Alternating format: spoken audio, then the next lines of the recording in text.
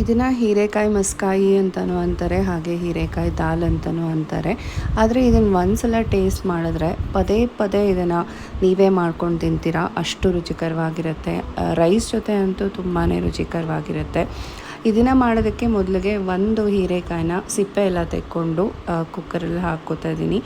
ಹಾಗೆ 2 ಈರುಳ್ಳಿ ಸಣ್ಣದಾಗಿ ಕಟ್ ಮಾಡ್ಕೊಂಡಿರುವಂಥದ್ದು, 4ರಿಂದ 5 ಬೆಳ್ಳುಳ್ಳಿ ಹೆಸರುಗಳು, ಹಾಗೆ 4ರಿಂದ 5 ಹಸಿರು ಮೆಣಸಿನ್ಕಾಯಿನ ಉದ್ದ ಸೀಳಿ ಹಾಕ್ತಾಯಿದ್ದೀನಿ.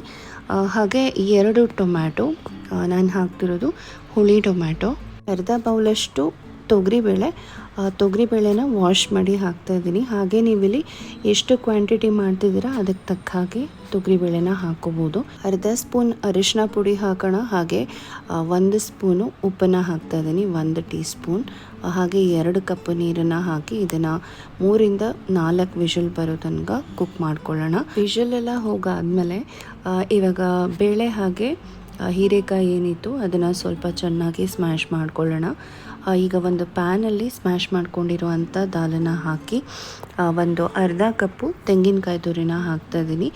ಇದು ಸ್ವಲ್ಪ ಬೆಂದಾದಮೇಲೆ ಒಗ್ಗರಣೆ ಹಾಕ್ಕೊಳ್ಳೋಣ. 1 ಸ್ಪೂನ್ ತುಪ್ಪ, ಕರಿಬೇವಿನ ಎಲೆ, ಸಾಸಿವೆ, ಹಾಗೆ ಸ್ವಲ್ಪ ಜೀರಿಗೆ.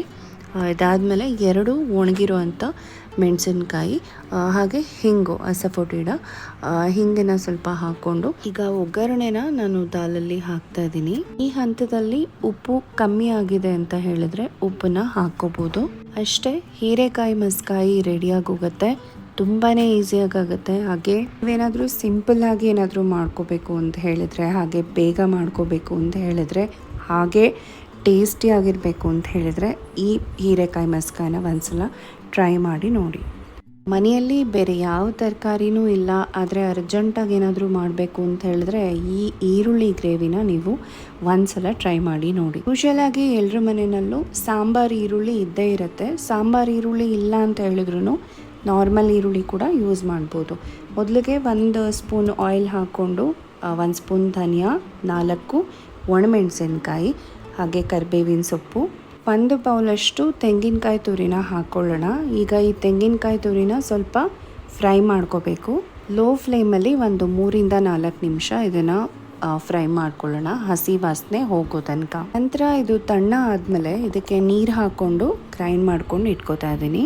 ಈಗ ಅದೇ ಪ್ಯಾನನ್ನು ತೊಗೊಂಡಿದ್ದೀನಿ. ಅದೇ ಪ್ಯಾನಲ್ಲಿ 2 ಟೇಬಲ್ ಸ್ಪೂನ್ ಆಯಿಲ್ನ ಹಾಕ್ಕೊಳ್ಳೋಣ.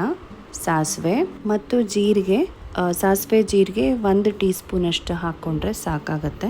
ಹಾಗೆ ಅಸಫೋಟಿಡ ಅಂದರೆ ಹಿಂಗು, ಹಾಗೆ ಫ್ರೆಶ್ ಆಗಿರುವಂಥ ಕರಿಬೇವಿನ ಸೊಪ್ಪನ್ನು ಹಾಕ್ಕೊಳ್ಳೋಣ. ನಂತರ ಈರುಳ್ಳಿನ ಹಾಕೋತಾ ಇದ್ದೀನಿ. ಈರುಳ್ಳಿ 200 ಗ್ರಾಮ್ ತೊಗೊಂಡಿರೋದು. ಇದು ಸಾಂಬಾರು ಈರುಳ್ಳಿ ಆಗಿರೋದ್ರಿಂದ ನಾನು ಹಾಗೆ ಹಾಕ್ತಾ ಇದ್ದೀನಿ. ಬಟ್ ಸಣ್ಣ ಕಟ್ಸ್ನ ಮಾಡಿದ್ದೀನಿ. ಅದನ್ನು ಫ್ರೈ ಮಾಡ್ತಾ ಅದು ಓಪನ್ ಆಗಿ ಒಳಗಡೆ ಎಲ್ಲ ಚೆನ್ನಾಗಿ ಕುಕ್ ಆಗಬೇಕು ಅಂತ. ಈರುಳ್ಳಿ ಫ್ರೈ ಆಗ್ತಾನೆ ಅರ್ಧ ಸ್ಪೂನು ಅರಿಶಿನ ಪುಡಿನ ಹಾಕ್ಕೊಳ್ಳೋಣ. ಹಾಗೆ ಉಪ್ಪನ್ನ ಹಾಕೋತಾ ಇದ್ದೀನಿ. ಉಪ್ಪನ್ನ ಹಾಕ್ಕೊಂಡ್ರೆ ಈರುಳ್ಳಿ ಸ್ವಲ್ಪ ಚೆನ್ನಾಗಿ ಬೇಯುತ್ತೆ.